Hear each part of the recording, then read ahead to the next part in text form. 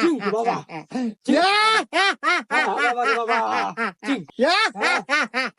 হইছে বাবা, আর পাট নিয়েন না, রুগী মেলাক্ষণ ধরে এসে বসে রয়েছে, তাড়াতাড়ি নামেন। এই বাবা, দেখে শুনে নেবেন না। চিঙ্কু বাবা হাজির। বলো বাছা, তোমার কি সমস্যা? আমার তো অনেক বড় সমস্যা বাবা। আমি আপনার নামটা অনেক শুনেছি বাবা, আমার একটা সমাধান করে দেন। সব সমস্যা সমাধান করে? চিঙ্কু বাবা, বল তোর কি সমস্যা? বাবা আমি তো 3 মাস হলো বিয়ে করছি বাবা, কিন্তু রাত হলে বউ আমাকে কাছে থাকতে দেয় না। গুরু তাইলে আমি যাই। হুমুন্দি কয় কি? আমি কি মরে গেছি রে? তুই যাবি?